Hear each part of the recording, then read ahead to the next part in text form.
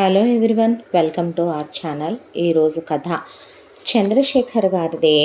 సిటీలో సంసారమైన ఆయనకి ఒక చిన్న ఇల్లు, 2 BHK ఇండివిజువల్ హౌసు, ఒక ప్రైవేటు ఉద్యోగం ఉంది. ఆయనకి అంతకు మించి తల్లిదండ్రుల ద్వారా సంక్రమించిన ఆస్తిపాస్తులు ఏమీ లేవు. ఆయన చిన్నతనంలోనే ఆయన తల్లి పోయిందే. ఆయన తండ్రి గారికి ఈ మధ్య అస్సలు ఆరోగ్యం బాగోట్లేదని కొడుకుని ఉద్యోగం కూడా వచ్చిందిగా, నాయన పెళ్లి చేసుకోరాదు, ఇన్నాళ్ళు ఎలాగో నువ్వు నేను చేతులు కాల్చుకుంటూ తంటాలు పడ్డాం, ఒక మంచి పిల్లని చూసి పెళ్లి చేసుకోమంటే నేనెవరిని ఇష్టపడలేదులే నాన్నగారు, మీ ఇష్టం అని చెప్పాడు ఆయన. ఆయన తండ్రి ఒక సంబంధం చూసి చంద్రశేఖర్కి ఇచ్చి పెళ్లి చేశాడు. అమ్మాయి పేరు ప్రభావతే. చంద్రశేఖర్ తండ్రి గారికే ఆదర్శ భావాలు ఎక్కువ. దాంతో కోడల్ని కానీ కట్నం లేకుండా పెళ్లి ఖర్చులు, బంగారం వీళ్ళే ఎదురు పెట్టి బట్టలవి కొనిచ్చి మరే ఇంటి మహాలక్ష్మి, మా వంశాభివృద్ధి చేసే దేవత అన్నట్టే భావించి కోడల్ని ఇంటికి తెచ్చుకున్నారు. ఆ తర్వాత కోడలు వచ్చిన 6 నెలల వ్యవధిలోనే పడుకున్న మనిషి పడుకున్నట్టే ఆయన చనిపోయాడు. చంద్రశేఖర్ భార్యనే ఊరంతా కూడాను బిడ్డొచ్చిన వేళ గుడ్డొచ్చిన వేళ మామగారిని మింగేసిందంటే ఏం మాటలవి! ఎప్పటి నుంచో ఆరోగ్యం బాగోని మా నాన్నగారినే తను మింగేయటం ఏంటి? వారికి ఆయుష్ లేదు, వారు కాలం చేశారు అని ఆయన ఒక్క మాట భార్యను అన్నది లేదు. అసలు ఆయన చాలా మంచివాడు. చిన్నప్పటి నుంచి కూడా ఆయన్ని తల్లి ఉన్నంతకాలం తల్లే. భార్య అంటే బానిస కాదయ్యా. పడకటింటి సుఖాన్ని ఇవ్వడానికో, వంట చేయడానికో, పిల్లల్ని కంటానికో, ఇంటి పనులు చేయడానికో కాదు ఆడది. ఆడది ఒక అమ్మలాగా, ఒక మంత్రిలాగా, ఒక స్నేహితురాల్లాగా చక్కగా కమ్మగా మన ఆరోగ్యం బాగోవాలనే ఎంతో ఆలోచించే వంటలోనే ఎన్నో రకాల మార్పులు చేర్పులు చేసి భర్తకు వండి పెట్టుద్ది ఇల్లాలో. ఇల్లు శుభ్రంగా ఉంటే మంచి పాజిటివ్ వైబ్స్ వస్తాయనే ఇల్లు ఎప్పుడు శుభ్రంగా ఉంచుద్దే. పూజా పునస్కారం చేస్తే మనసులు ప్రశాంతంగా ఉంటాయని చేసుకుంటుంది. ప్రతి స్త్రీ చేసే ప్రతిదాని వెనకాల సైన్స్ పరంగా కూడా చాలా కారణాలుంటాయి. ఆడదానికి నెలసరి రోజులుంటాయి, గర్భవతి అయ్యే రోజులుంటాయి, అనారోగ్యం వచ్చిన రోజులుంటాయి. మగవాడు అర్థం చేసుకోకుండా ఆడదాన్ని బాధ పెట్టకూడదు, ఆడదాన్ని కొట్టకూడదు, చెయ్యెత్తి తిట్టకూడదు, నోరెత్తే. ఆమెని అర్థం చేసుకోవాలి, నీలో సగం చేసుకోవాలి రేపు నీ భార్యనని చెప్తూ పెంచిందే. ఆయనకి ఆవిడ ఉన్నప్పుడే చిన్న చిన్న ఇంటి పనులు, వంట పనులు నేర్పటం. ఆవిడ కాలం చేసిన తర్వాత చంద్రశేఖర్ తండ్రి ఆవిడ జ్ఞాపకాలతో మరో వివాహం చేసుకొని అనటంతో ఆయనకి ఇంటి పనులు, వంట పనులు వచ్చు. ఇక తండ్రి పోయాక పెళ్ళై ప్రభావతి వచ్చాక ప్రభావతికి వంట పనుల్లో సాయం చేసి ఇంటి పనులకు పని మనిషిని పెట్టుకొని జీతం అలా రాగానే కాస్త ఆయన ఖర్చులకు పక్కన పెట్టుకొని పెట్రోల్కి వాటికి మిగతా జీతం ఆవిడ చేతిలోనే పెడతాడు. ఒక్క మాట కూడా ఆవిడననే మనిషి కాదు. పెళ్ళైన 1 సంవత్సర కాలం ప్రశాంతంగా సాగిపోయిందే.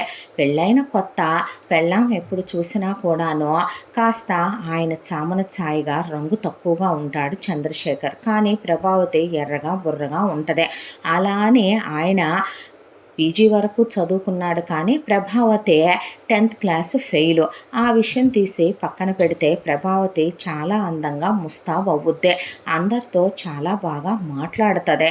దానికి తోడు రకరకాలు వండటం కానీ తినడం కానీ, ఇక దర్జాలకి దర్పాలకి ఏమాత్రం తక్కువ ఉండదు. ఇవన్నీ తీసి ఒక పక్కన పెడితే ప్రభావతిలో రాను రాను విపరీతమైన గయ్యాళితనం మొదలైపోయింది. దాంతో ఆయన ఒక్కటే అనుకున్నాడు, భార్య నోరు బయటికి వినపడుతోంది అంటే భర్త వాదన పెంచితేనే కదా. ఎవరో ఒకళ్ళు మౌనంగా ఉంటే ఆ ఇంట్లో ప్రశాంత వాతావరణం నెలకొంటది. చాలామంది మగాళ్ళు బుద్ధి లేని వెధవలయ్యే ఆడవాళ్ళు మౌనం వహిస్తూ పోట్లు లేదా సంసారం అంటే సర్దుకుపోవాలి. నేను బజార్న పడి తను బజార్న పడితే సంసారం వీధికెక్కుద్దనే ఆయన అసలేమీ మాట్లాడేవాడు కాదు. ఆ తర్వాత నేను గర్భవతినయ్యానంది ప్రభావతి. మంచిది అన్నాడు.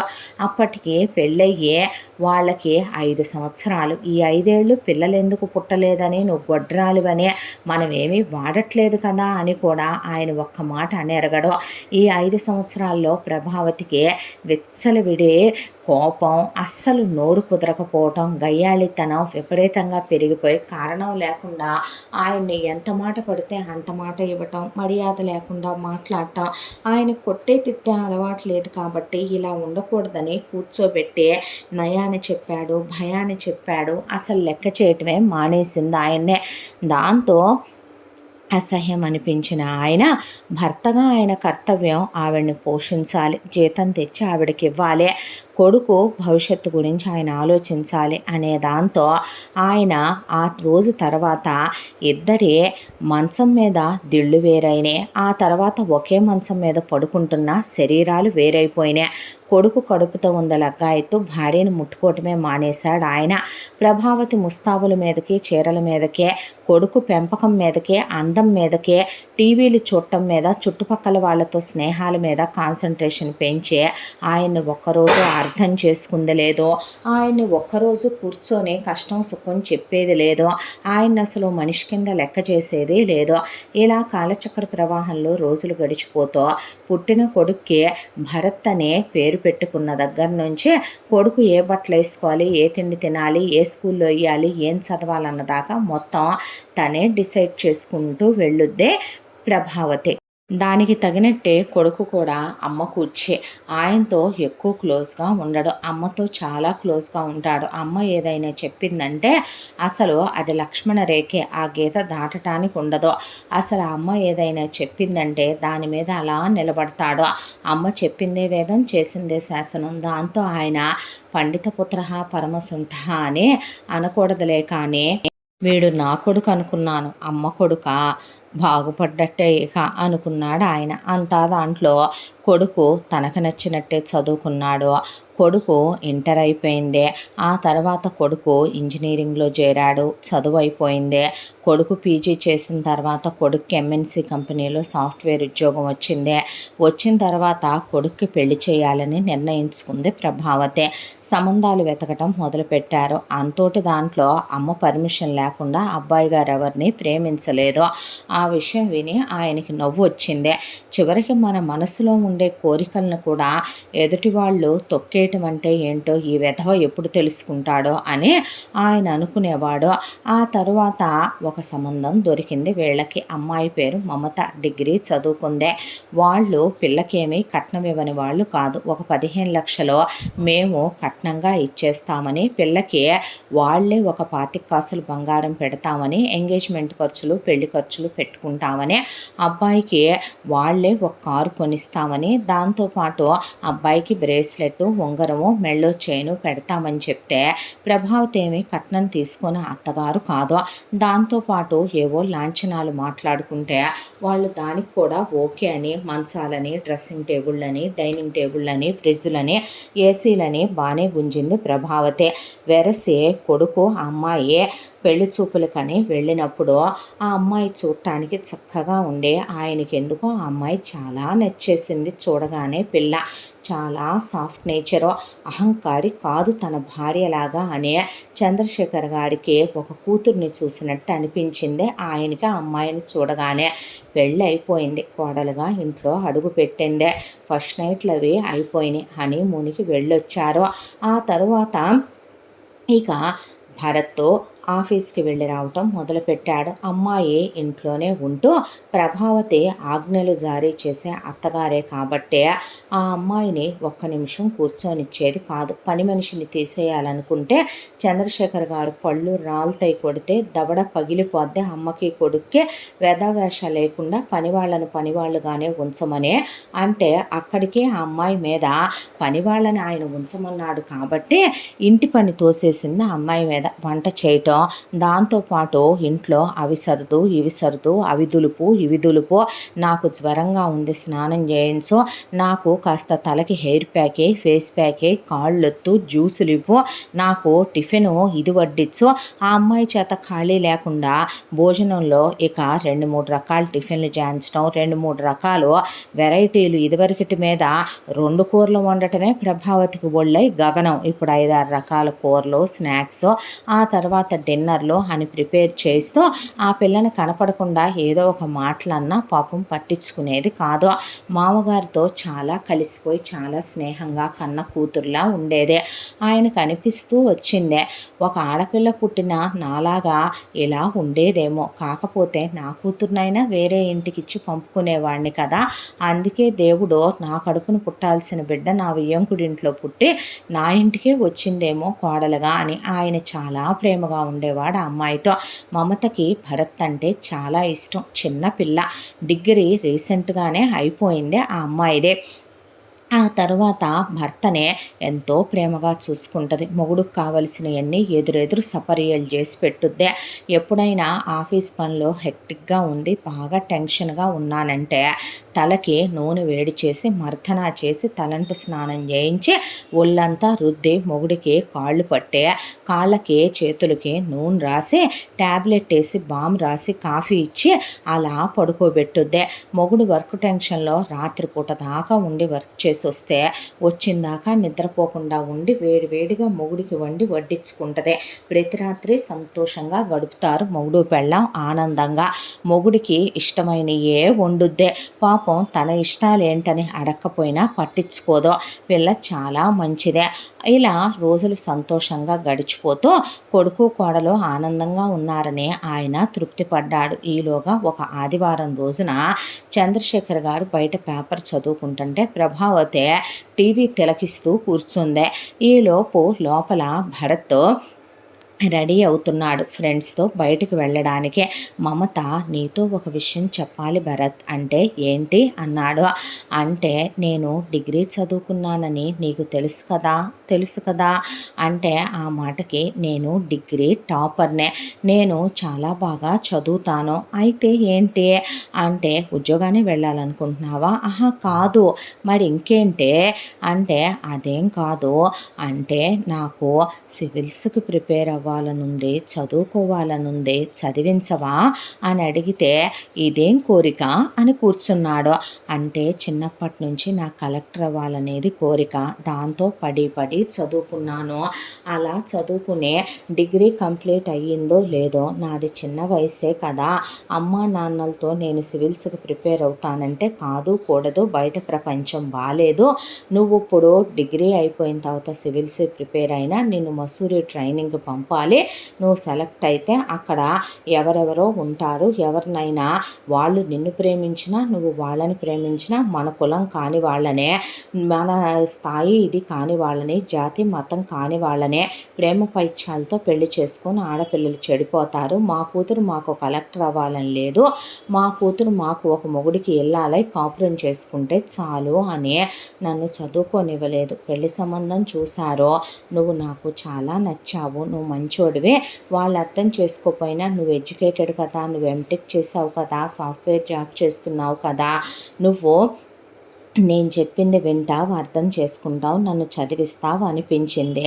పెళ్లి చూపుల్లో చెప్దామన్నా ధైర్యం సరిపోలేదు, చుట్టూ మా వాళ్ళందరూ ఉన్నారు, అందుకే చెప్తున్నాను అని ఆ అమ్మాయి అంటే ఇప్పుడేమైనా నీ మొహానికి సివిల్స్ వచ్చేస్తా ఏంటి రాయిగానే అన్నాడు భరత్. చివుక్కుమంది చంద్రశేఖర్ గారికి ఆ మాట. అబ్బా అది కాదు, చదువుకుంటానంటున్నాగా, నాకు ఫస్ట్ అటెంప్ట్లోనే వస్తుందని నా తెలివితేటల మీద నాకు నమ్మకం ఉంది, బుక్స్ కొనివ్వవా, చదువుకుంటాను ప్లీజ్ అని అడిగింది ఆ అమ్మాయి. అడిగితే సర్లే ఆలోచిద్దాంలే చూద్దాంలే పో అనేసరికి మా ఆయన మంచోడు అని ముద్దు పెట్టుకొని థ్యాంక్ యూ సో మచ్ అని ఆయన అక్కడే కూర్చుంటే గెంతులు వేసుకుంటూ డాబా మీద బట్టలు చాలా ఉన్నాయని పిల్ల బట్టలు ఆరేసుకోవడానికి అని చెప్పి వెళ్ళిపోయింది. ఈలోపు ఆ మాట విన్న ఆయనకి సంతోషం కలిగిందే. ఆడపిల్లలు అన్ని రంగాల్లో ముందంజలో ఉండాలి, ప్రయోజకురాలు అయ్యే కోడలు దొరికింది నాకు, అదృష్టవంతుణ్ణి నేను, వీడింకా అదృష్టవంతుడు, అలాంటి మంచి పిల్ల భార్యగా దొరికినందుకు అనుకుంటూ ఉండగా ప్రభావతి గారికి ఆ విషయం నచ్చగా లోపలికి వెళ్ళి ఏంట్రా అదనేది, ఇప్పుడు చదువుతానంటదేంటి, పోనివమ్మ చదువుకోనివ్వు, ఏమిట్రా చదువుకొనిచ్చేదంటే ఇప్పుడు దాన్ని చదివిద్దాం అనుకుంటున్నావా నువ్వు, ఇప్పుడు ఏమైందే చదువుకుంటే అన్నాడు. ఎందుకు అవ్వదో, ఇప్పుడు ఈవిడ గారు చదివి కలెక్టర్ గిరీలు వెలగబెట్టిందనుకో, ఆవిడ ముందు నువ్వు తక్కువైపోవు. మహా అయితే ఇప్పుడు నీ జీతం 70,000, నీ జీతం మహా 1,00,000-1,50,000కు వస్తుంది. కలెక్టర్ల కంటే బంగ్లాలు, కార్లు, బంట్రోదులు, పనివాళ్ళు, మినిస్టర్లతో పరిచయాలు, ఎవడెవడితో ఏ పక్కలు పంచుకోవటానికి వెళ్లాల్సి వస్తుందో నీకు తెలుసా? పైగా ఇది క్వాలిఫై అయిందని మసూరి పంపించావు అనుకుందాం. అక్కడ ఎవడెవడితో కాల్ జారి ఎవడెవడితో ఏ ఫ్రెండ్షిప్లు చేసి అప్పుడు నువ్వే నచ్చవురా, అప్పుడు నువ్వే తక్కువైపోతావు. దానికన్నా నువ్వు తక్కువ చదివావని, దానికన్నా నువ్వు తక్కువ సంపాదిస్తున్నావని నిన్ను మగాడి కింద కూడా లెక్కేదు. దాని సూట్ కేసు పట్టుకొని తిరుగుతావా, దాని కొంగు పట్టుకొని తిరుగుతావా, దాని కారిడోరులు తీస్తావా, లేదంటే గనక దానికి క్యారియర్లు మోస్తావా? ఒరేయ్, అయినా అసలు పిల్లల్ని ఎందుకు కంటలేదురా? పెళ్ళై సంవత్సరమే కదమ్మా, అప్పుడే పిల్లలేంటి, అదే చిన్నదే కదా అంటే చిన్న గిన్న. ఒకానొకప్పుడు 16 ఏళ్ళ పెళ్లి చేస్తే 18 ఏళ్ళకి ఇద్దరిని కనేవాళ్ళు. ఇదేమైనా తాడేళ్ళే చిన్నదా? డిగ్రీ అయిపోయాకేగా పెళ్లి చేశారు. 22 ఏళ్ళకి పెళ్ళి అయింది, ఇప్పుడు 23 దానికే. ఇంకా కనదా ఏంటి పిల్లల్నే? అదేదో పిల్లల్ని కనేస్తే ఇంట్లో పిల్లల్ని పెంచుకుంటూ నిన్ను చూసుకుంటూ ఉంటుంది.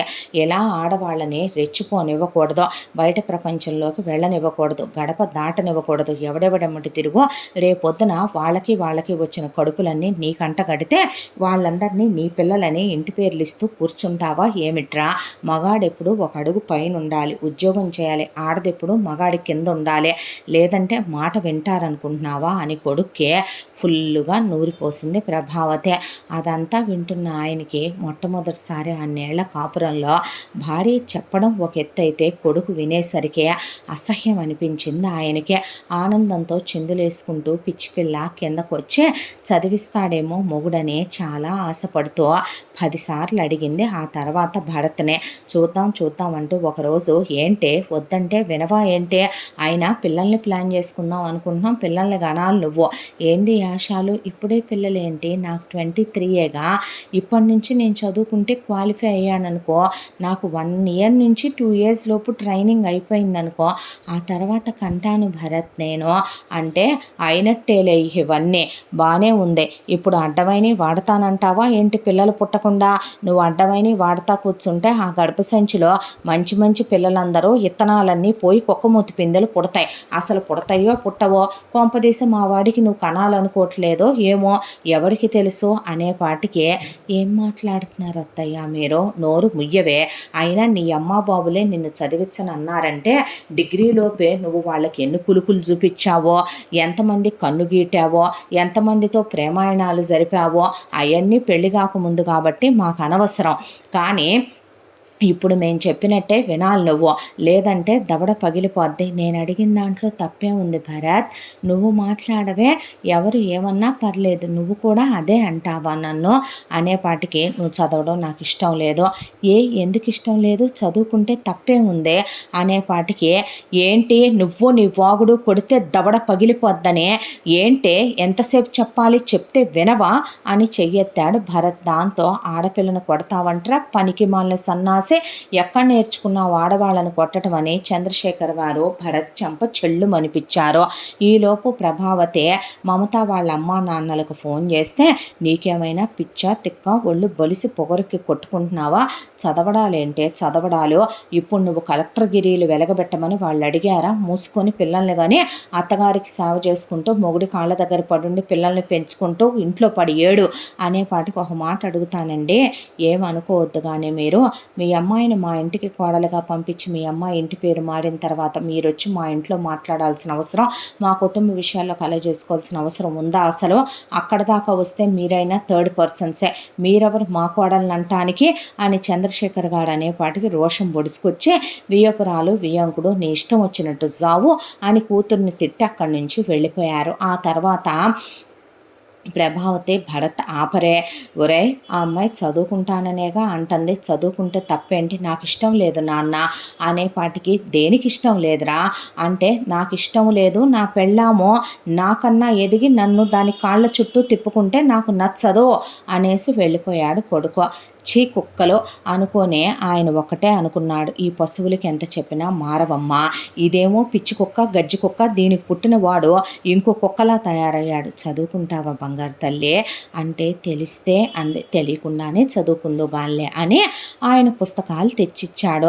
ఆ అమ్మాయి చదువుకునే విధానం చూసి ముచ్చటేసేది ఆయనకే, అంత కాన్సన్ట్రేషన్గా చదువుకునేది ఆ పిల్ల.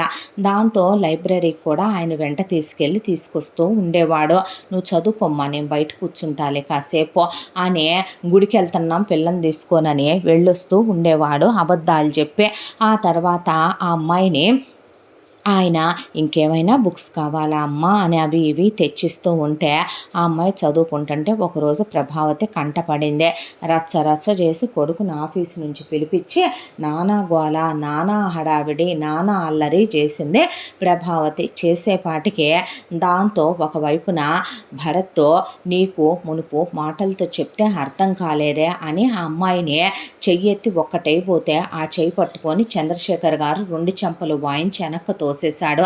పిల్లాడిని కొడతావేంటయ్యా, బుద్ధి లేకుండా నువ్వు అనేపాటికి ఎవరికి లేదే బుద్ధి, నీకా ఆ అమ్మాయికా, ఏం తప్పు చేసిందని చదువుకోకూడదురా ఆ పిల్ల ఎంత ముచ్చటగా చదువుకుంటుందో, అప్రయోజకపు వెధవ, చిన్నప్పటి నుంచి నీ అమ్మ పాలనలో అమ్మ కొడక, అమ్మ కొంగు పట్టుకొని తిరిగే ఎదవా, నీ అమ్మ నిన్ను ఏదో ఇంజనీరింగ్ చదివించాలని తీసుకెళ్ళి ఇంజనీరింగ్లో పడేసింది కదా, ఇంజనీరింగ్ చించేస్తున్నాను అంటున్నావు కదా, ఏంట్రా నువ్వు చదివిన ఇంజనీరింగు, ఎదవన్నాడు ఎదవ, ఒక బ్యాక్లాగ్ లేకుండా నువ్వేమన్నా పాస్ అయి చదువుకొచ్చావా, బిలో యావరేజ్ స్టూడెంట్ ఎదవ, నువ్వు కూడా చదువుకునే వాళ్ళని టాపర్లని వెనకలాగుతానంటావు. నాన్న ఇప్పుడు అమ్మ చదువుకుంటానంటే, అబ్బో మీ అమ్మ చదువుకుంటానన్నా నేను చదివిస్తానన్నా, దీని బతుకు దీని 10th క్లాస్ ఫెయిల్ బతుక్కి, దీనికి ఇప్పుడు చదువు ఒకటే తక్కువ, ఇది మళ్ళీ ప్రయోజకురాలై నన్ను ఉద్ధరించడం ఒకటే తక్కువ, నీ పెళ్ళాం నీ ఇష్టం వచ్చినట్టు, నువ్వు నీ పెళ్ళాంకి ఇష్టం వచ్చినట్టు, రెండోదేరా నీ అమ్మ నోటికి నీ అమ్మ బజారుకి ఎక్కుద్దని ఇన్నేళ్ళు నేను నీ అమ్మకు విడాకులు ఇవ్వకుండా భరించాను నీ కోసం, పెళ్లి చేసుకున్నందుకు, తాళి కట్టినందుకు, ఆడదాన్ని కొట్టకూడదు తిట్టకూడదు అని నా అమ్మ బాబులు నాకు నేర్పించిన సంస్కారానికి. లేదంటే నీ అమ్మని నేను ఎప్పుడో వదిలేసి రెండో పెళ్లి చేసుకొని నిన్నెప్పుడో గెంటి అవతల పడేసి ఉండాల్సింది నేను, పనికి మాలిన సన్నాసే.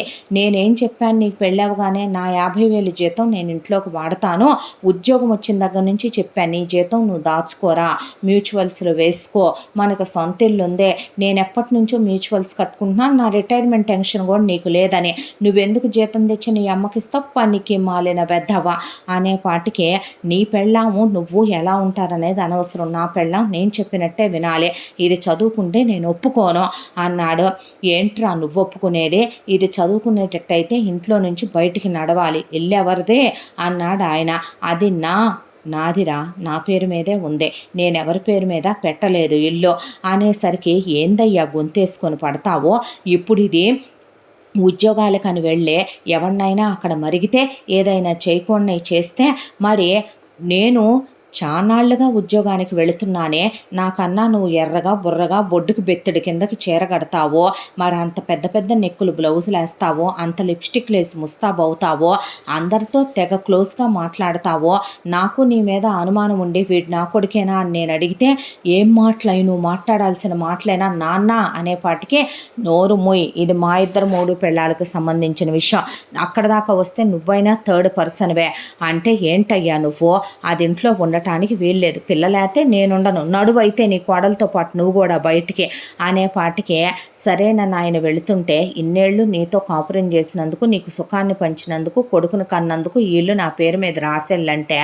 ఆయన డాక్యుమెంట్లు అక్కడే ఇసిరేసి మీ ఇష్టం వచ్చినట్టు సావండి, కానీ ఏదో ఒక రోజు మీరు రిగ్రెట్ తీసుకుంటారని ఆ అమ్మాయిని తీసుకొని వెళ్ళిపోయి ఓ 2 BHK ఫ్లాట్ అద్దెకి తీసుకొని ఆ ఇంట్లో ఆయన ఆ అమ్మాయిని నువ్వు ఉండమ్మా నేను ఉద్యోగం చేసి జీతం తెచ్చిస్తానని ఆ అమ్మాయికి తెచ్చిచ్చి, నాకు నువ్వే ఇంత మెత్తు కొడకేసి పెట్టు, నాకేమీ సంసారం దాసి లేదమ్మా, నీ మొగుడు కడుపుతో ఉన్న దగ్గర నుంచి ఆ భద్రకాళి మీద నేను చెయ్యటం మానేశాను, ఇప్పుడు నీకేమైనా వాడు గుర్తొస్తే, అలాంటిదేమీ లేదులే మావగారు, నాకు చదువు తప్ప ఏదే గుర్తురాదో, మంచి తల్లి అలాగే ఉండాలి, ఆడపిల్లలు చదువుకో అని ఆయన కృష్ణారామ అనుకుంటా టీవీ చూసుకుంటా ఆయన స్నేహితులతో కలిసి ఉద్యోగానికి వెళ్ళొస్తా, ఆ అమ్మాయి కూరగాయలు అవి తెచ్చిస్తా, లైబ్రరీకి బండి మీద తిప్పుతా, గుడికి వెళ్ళొస్తా, ఇద్దరూ కలిసే ఒక కన్న తండ్రి ఎలా తోడుగా ఉంటాడో సపోర్ట్ చేస్తాడో కోడలికి ఆయన అంతా సపోర్టివ్గా ఉన్నాడు.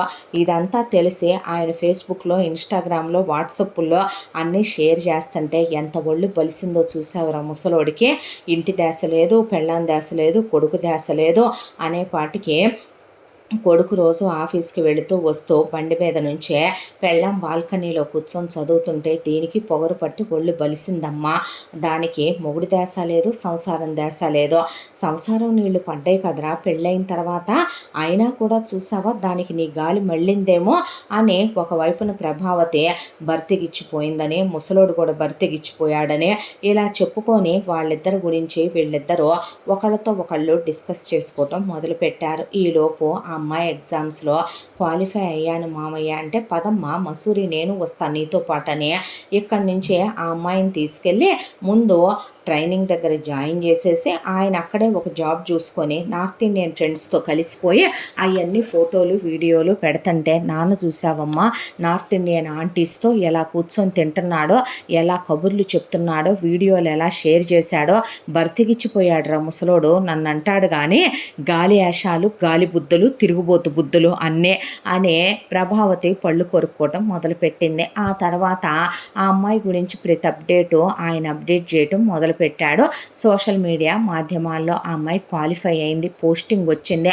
ఆ తర్వాత వాళ్ళకి బంగ్లా ఇచ్చారు, కారు ఇచ్చారు. ఆ అమ్మాయికి ఓ మంచి జీతంతో కలెక్టర్ అయ్యే గౌరవప్రదంగా ఆ తర్వాత మీరు ఉద్యోగం మానేయండి మావయ్య, వెళదాముగా రండి మావయ్య అని ఆయన తీసుకొని వచ్చేసింది. చెప్తామా మావయ్య అత్తయ్యకి, ఆయనకి, మా అమ్మ నాన్నలకి ఫోన్ చేసి మీ అమ్మ నాన్నలకి చెప్పకపోవటం నీ ఇష్టమమ్మా, నేను ఆపను. కానీ నేను సోషల్ మీడియాలో నీ గురించి ప్రతిదీ అప్డేట్ ఇస్తున్నాను. న్యూస్ పేపర్లలో నీ గురించి పడిందే. ప్రపంచం మొత్తానికి ఇప్పుడు నువ్వు కలెక్టర్ అయ్యావనే విషయం తెలుసు. ఆ 2 పశువులకి తెలియదు అనుకుంటున్నావా అనేసరికి ఆ అమ్మాయి ఫోన్ తీసుకొని అమ్మా నాన్నలకి చెప్దాం అనుకుందల్లా, నిజమేగా అందరికీ తెలిసిన విషయం వాళ్ళకి తెలియక తెలిసే వాళ్ళు రాలేదని అర్థమై నవ్వేసే, క్షమాపణలు చెప్పేంత తప్పు నేను చేయలేదు మావగారు, లేదంటే అత్తయ్య గారికి ఆయనకి నేను ఎప్పుడో క్షమాపణ చెప్పుండేదాన్ని అన్నాక, నువ్వు చదువుకుంటున్నావని నీతో నేను చెప్పలేదమ్మా. మధ్యలో నువ్వు క్వాలిఫై అయ్యి నువ్వు ట్రైనింగ్కి వెళ్ళకముందు మీ అత్తయ్య నాకు ఫోన్ చేసి వచ్చి నువ్వు నేను కలిసే మీ అత్త కాళ్ళు నేను, నీ మొగుడు కాళ్ళు నువ్వు పట్టుకుంటే మన ఇద్దరికి సంసార జీవితం అనే భిక్ష పెడతానంది మీ అత్త. చెప్పుతో కొడతానని చెప్పి నిన్ను మసూరి తీసుకొచ్చానమ్మా నేను. ఆ పశువులు మారవలే కానీ నీకు నేను మంచి సంబంధం చూసి ఆ ఎదవకి విడాకులు ఇప్పించి ఇంకో పెళ్లి చేసే రోజు దగ్గరలో ఉందలే నీకు అని ఆయన అన్న తర్వాత ఆ అమ్మాయి ఏం మాట్లాడలేదు. ఇక ఒక్కటే మాట అంది, మామగారు ఇప్పుడు ఇంకో పెళ్లి చేసుకొని ఇంకా ఏం కావాలంటారో ఒక విషయం చెప్పమంటారా? మంచో చెడో మీ అబ్బాయితో ఆయన నన్ను ఇష్టపడ్డా లేకపోయినా, ప్రేమించినా లేకపోయినా నేను ఆయన్ని ఇష్టపడే పెళ్లి చేసుకున్నాను, ప్రేమించాను. నేను ఏ తప్పు చేయలేదు కాబట్టే ఆయన దగ్గరికి నేను వెళ్ళట్లేదు. అలాగని నాకు మరో పెళ్లి చేసుకునే ఉద్దేశం లేదు ఈ జన్మకే. అవునన్నా కాదన్నా ఆయన నన్ను భార్య అనుకున్నా అనుకోకపోయినా ఆయనే నా భర్త అనేసి ఆ అమ్మాయి వెళ్ళిపోయింది. ఏంటో జీవితం అనిపించింది ఆయనకి. ఆ అమ్మాయిని మాత్రం ఇంట్లో వంటమ్మాయి ఉంటే ఆయన చాలా ప్రేమగా చూసుకుంటూ అవి ఇవి వండించి పెడుతూ ఆ అమ్మాయిని అభిమానంగా ఎప్పట్లానే చూసుకుంటుంటే ఆఫీస్కి వెళ్ళిన భరత్తో, ఏరా నీ వైఫ్ కలెక్టర్ అయిందంటగా, దిష్టి తగులుద్దని మాకు చెప్పలేదా స్టూపిడ్ నువ్వు? అందుకేనా అన్నిసార్లు మేము ఇంటికి వచ్చినప్పుడు సిస్టర్ కనపడకపోయినా సిస్టర్ ట్రైనింగ్కి వెళ్ళిందా? అమ్మ ఇంకేముంది, కలెక్టర్ గారి మొగుడు అయిపోయావో ఇంకా మేమేం కనపడతాం సార్ మీకు తెలుసా అని ఆఫీస్లో మేనేజర్లకి, హెచ్ఆర్లకి, టీమ్ హెడ్లకి, ఆఫీసర్లందరికీ చెప్తే కంగ్రాచులేట్ చేసి నువ్వెంత ఎంకరేజ్ చేసి ఉంటావురా. మేము మా వైఫులతో నేను బొటిక్ పెట్టించా, నేను బ్యూటీ పార్లర్ పెట్టించా, నేను మా ఆవిడతో రెస్టారెంట్ పెట్టించా, నేను మా ఆవిడతో ఇంట్లో ఫుడ్ బిజినెస్ పెట్టించా, నేను యూట్యూబ్ ఛానల్ పెట్టించా. ఇదివరకు ఇట్లాగా ఉండకుండా మేమంత బాగా డెవలప్ చేసావురా. మేమందరం ఇంకా మా పెళ్ళాలనే మా అమ్మ నాన్నల్ని ఎదురిచ్చి పెట్టుబడి పెట్టి మేము ఇంకా వాళ్ళని ఎంకరేజ్ చేసాం అనుకుంటున్నావు. నువ్వు డైరెక్ట్గా కలెక్టర్నే చేసావుగా. యువర్ ఏ గ్రేట్ హస్బెండ్ అనేపాటికి చెప్పుతో కొట్టినట్టు అనిపించింది ఆ మాట. ఇంటికి వచ్చేసరికి ఒకవైపున అందరికీ లడ్డు కార బూందీ వడ్డించుకుంటా కూర్చుంది ప్రభావతి. ఎవరు వీళ్ళంతా అంటే కాలనీలో వాళ్ళు అనే కొడుకు వైపు ఏం చెప్పొద్దన్నట్టు చూసిందే. మెమ్మెంత మంచిదిరా, గయాళి దానిలా కనపడుద్దుగాని అబ్బాయి చాలా మంచోళ్ళురా నాన్న మీ ఫ్యామిలీ. మామగారినిచ్చి పంపిందా తోడు పిల్లకి. అందుకేనా కొన్నాళ్లుగా మీ నాన్న, మీ ఆవిడ కనపట్లేదు. పిల్ల వచ్చుద్దా ప్రభావతి ఇక్కడికి. వస్తే పసుపు కుంకాలు పెట్టి పంపిస్తాము. మా కోడళ్ళు ఉన్నాయి. ఎందుకు ఒక్కోటి ఇద్దరిని ముగ్గురిని కని కొంపల్లో కూర్చోటానికి తప్ప. వెళ్ళండే, చదువుకున్నారు, ఉద్యోగాల కంటే వెళ్ళరు. పోనీ పిల్లల్ని ఆపుకోండే కొన్నాళ్ళంటే మొగుళ్ళెక్కడ పక్కగాలి పడతారోనని కని అవతల పడేశారు. ఇదివరకిట్లాగా ఉన్నామా అత్తలం మాత్రం. ఎంత చక్కగా సపోర్ట్ చేయట్లేదు కోడల్ని. మంచి పేరు తెచ్చుకోండమ్మా అంటే ఒళ్ళు బద్ధకాలు వీళ్ళకి అని నీలాంటి అత్తగారుంటే అలా ఏ కోళ్ళైనా సాధిస్తుందిలే అనేసి వాళ్ళు వెళ్ళిపోయారు. దాంతో అమ్మ కొడుకు కూర్చొని తప్పు చేశామనే దాంతో ఆలోచించుకుంటుంటే ఏంటమ్మా అన్నాడు భరత్. తప్పు చేశానురా, నీకు అనవసరంగా తప్పుడు మాటలు చెప్పాను. నువ్వు చెప్పావు సరే, నేను కడుపు గడ్డి తింటున్నానా? అంత చదువుకొని నేనెలా విన్నానమ్మా? అది ఎంత మంచిది కాకపోతే వచ్చిన సంవత్సరం నువ్వు చెండుకు తిన్నావు. నేను ఎప్పుడు ఎలా ఉంటానో తెలియకపోయినా అందరి మూడ్స్కి తగ్గట్టు తను అడ్జస్ట్ అవుతూ వెళ్ళిందే. ఎవరిని ఒక మాటని ఇబ్బంది పెట్టలేదో. నాన్న తన్ని ఒక కూతురుగా అర్థం చేసుకున్నంత కూడా నేను భర్తగా అర్థం చేసుకోలేదు. పుట్టింటి వాళ్ళు తన్ని చదివించలేదు అంటే వాళ్ళు నేలబారు మనుషులు. రేపు కట్టుకున్నవాడు అర్థం చేసుకుంటాడు. అత్తగారు సిటీలో ఉన్న మనిషి ఆవిడ. నన్ను కూతుర్లా చూసుకొని లైఫ్ లాంగ్ నేను ఉండాల్సింది ఆ ఇంట్లో వాళ్ళు సపోర్ట్ చేస్తారనుకుంటే నువ్వు నేను తన్నే ఎంత అవమానించామమ్మా. నాన్న చేసిన సపోర్ట్ మనం చేయలేకే కదో తన్నే అంత దిగజారు చేసి మాట్లాడాము అనేసరికి వెళదాంరా, వెళ్ళి క్షమాపణ చెప్తాము. ఇలాగే ఉంటే పరువు పోద్ది 10 మందిలో. నా స్నేహితులు ఒక విషయం తెలుసా అమ్మా? వాళ్ళ భార్యలతో పెట్టుబడి పెట్టి వాళ్ళ అమ్మా నాన్నల్ని ఎదిరించి ఏవేవో పెట్టించి ఎంకరేజ్ చేశాం అనుకుంటే నేను ఇంకా గ్రేట్ హస్బెండ్ అనుకుంటున్నారు. కాలనీలో వాళ్ళు నా గురించి అనుకోట్లా. గొప్ప అత్తనని సిగ్గేసిపోతుంది. వంచిన తల ఎత్తుకోలేకపోతున్నాను అని తెల్లార అమ్మ కొడుకు కలిసి కలెక్టర్ ఆఫీస్కి వెళ్తే చంద్రశేఖర్ గారు కూర్చొని ఆ అమ్మాయితో ఇది నేనే వండించానమ్మా. గుత్తొంకాయలో మా అమ్మ ఇలా ఉండేదే. నెయ్యి పెట్టి చక్కగా కమ్మగా కొత్తిమీర పచ్చిమిరపకాయలు అని ఆయన ఏదో చెప్తూ అమ్మాయిని నవ్విస్తుంటే తింటూ ఆయనతో మాట్లాడుతూ రేపు హెల్త్ చెకప్కి వెళ్ళాలి మావయ్య అని మాట్లాడుతుంటే ఈలోపు ఎవరండి మీరంటే కలెక్టర్ గారి మొగుడు అత్తగారురా అని ప్రభావతి ప్యూన్ని తోసేసి వస్తుంటే ఆ మాటలు విన్న ఆయన అలా కాలు మీద కాలేసుకొని కూర్చున్నాడు చంద్రశేఖర్ గారు. ఆ అమ్మాయి లేచి నిలబడితే నువ్వెందుకమ్మా నిలబడతావు? నువ్వు కలెక్టర్వే, నువ్వు నిలబడక్కర్లేదు. నీ కోసం 2 పని మనుషులు వచ్చినాయి, 2 పశువులు వచ్చినాయి. ఏంటో నేను కనుక్కుంటాను కూర్చో అనేపాటికి మేము మారొచ్చాం, నువ్వేం దెప్పక్కర్లేదు. అబ్బో నీలో మరీ నేనింత ఒకేసారి ఒరిజినాలిటీ పోయిందంటే నమ్మలే కానేవే. అవును ఏంటి పాపం దారి మళ్ళీ వచ్చారో అమ్మ కొడుకులు ఇద్దరూ కలిసి ఏరా అమ్మ కొడక అనేపాటికి నాన్న కూడా కొడుకునే అని నేనే తప్పుగా అర్థం చేసుకున్నాను నాన్న. తన్ని క్షమాపణ అడుగుదామని వచ్చాను. చాలా గిల్టీగా ఉందే, చాలా ఫీల్ అవుతున్నాను అనేపాటికి ఒక మాట చెప్పనా? అనుమానించటమే మొదలు పెడితే నేను ఉద్యోగానికి వెళ్ళినప్పుడు నేను బాగోనని మీ అమ్మ మరి చాలా అందంగా ఉండి చుట్టుపక్కల మగాళ్ళందరితో మాట్లాడుతూ ఉండి నేను లేనప్పుడు కూడా వాళ్ళ ఇంటికి వచ్చి వెళుతూ ఉండేవాళ్ళు. మరి నువ్వు నాకన్నా మీ అమ్మకన్నా ఎక్కువ అందంగా రంగుతో పుట్టావు. నువ్వెవరికి పుట్టావని నేను అడిగితే మీ అమ్మ ఏం చెప్పుద్ది? చా ఊరుకో, నేను అలాంటి దాన్నా ఏంటి? చూసావా నీకెంత రోషం వచ్చిందో. మరి నువ్వు కొడుకు ఆ రోజు కోడల గురించి దిగజారిపోయి నూరిపోయాల్సిన మాటలు అవేనా? కోడలికి బ్యాగ్ పట్టుకోవటం, కోడలికి కారు డోరులు తీయటం తప్పేంటి? తీస్తే ఎవరికి తీస్తాడు? వాడి పెళ్ళానికేగా.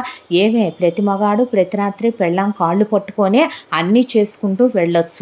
కానీ పెళ్ళానికి కారు డోర్ తీస్తే తప్పైపోద్ది.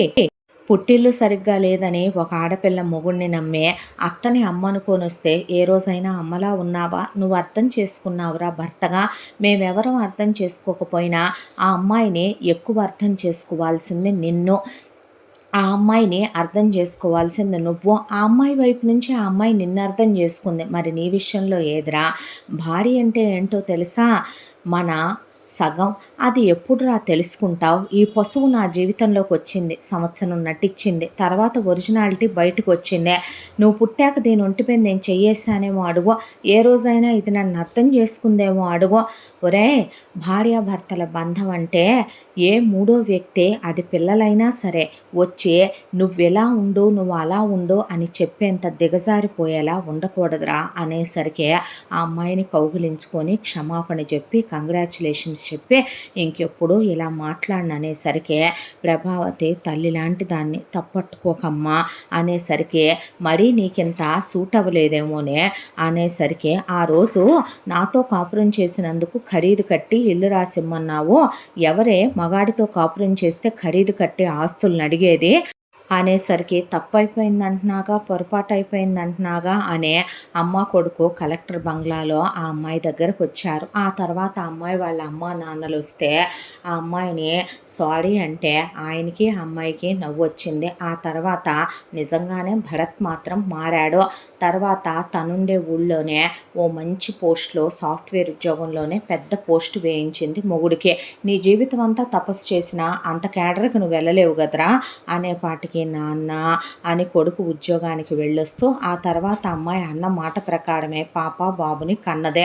ప్రభావతి వాళ్ళతో వీళ్ళతో ఫోన్లు చేసుకుంటూ కోడల గురించి గొప్పలు చెప్తూ మెడ తిరగకుండా నగలేసుకుంటూ ఏసీ బంగ్లాల్లో ఉంటూ పనివాళ్లతో సేవలు చేయించుకుంటూ ఏసీ కారుల్లో తిరుగుతూ ఆయన కింద నుంచి పైకి చూస్తూ పిల్లలతో ఆడుకుంటే తల తిప్పేసి ఒక్కసారిగా అలా ఏమీ చూడక్కర్లేదు, మారానన్నప్పుడు మన ఇద్దరి పడగ్గదే, ఇకనైనా ఒకటిగా ఉండొచ్చుగా, నీకు దండమే, ఈ వయసులో నాకు అలాంటి ఇంట్రెస్ట్లు లేవులే కానీ నువ్వు టీవీ అలవాటు చేసుకో, అదే ప్రశాంతంగా ఉంటుంది, నేను పిల్లల్ని పెంచుకుంటాను, రేపటి తరం ఇంకా ప్రశాంతంగా ఉంటుంది అంటే ఆ అమ్మాయి భరత్తో నవ్వుతూ నుంచునేసరికి ఇదిరా నిజమైన ఆనందం, పిచ్చ సన్నాసే అనే అమ్మ కొడుకుని కాదులే నాన్న, నాన్న కొడుకునేలే అనేసరికి ఇప్పుడు మారావుగా, పెళ్ళాం మొగుడు అనిపించుకోరా చాలు, నువ్వు అమ్మ కొడుకు అవ్వద్దు, నాన్న కొడుకు అవ్వద్దని ఆయన నవ్వుకుంటూ వెళ్ళిపోయాడు. ఇలా ఈ కథ ప్రశాంతంగా కంచికి చేరింది. భార్యని భర్త అర్థం చేసుకోవాలి, అత్తింటి వాళ్ళు కోడల్ని కూతుర్లా చూసుకోవాలి, అత్తగారు ఇవ్వాల్సిన సపోర్ట్ మామగారు, భర్త ఇవ్వాల్సిన సపోర్ట్ మామగారు ఇవ్వకపోతే నిజంగానే మట్టిలో మాణిక్యంలాగా ఆ అమ్మాయి అలాగే ఉండిపోయేదే. ఈరోజు ఆ స్థాయికి చేరటానికి తండ్రిలా ఆయన చేసిన సహాయమే మర్చిపోలేనటువంటి ఆ అమ్మాయి జీవితంలో ఎవరూ ఇవ్వలేనే కలెక్టర్ అనే బహుమతినిచ్చిందే. ఎంతటితో ఈ కథ పూర్తి. ఇంత మంచి కథని మనకు అందించిన కథా రచయిత్రి సాయి లలిత గారు. ఇలాంటి మంచి కథలు ఎన్నో వినాలనుకుంటే తప్పకుండా మన ఛానల్ని లైక్ చేయండి, షేర్ చేయండి, సబ్స్క్రైబ్ చేయండి, బెల్ ఐకాన్ క్లిక్ చేసి ఆల్ అనే బటన్ని ప్రెస్ చేయడం మర్చిపోకండి. మరో మంచి కథతో మళ్ళీ కలుద్దాం. Thank you so much.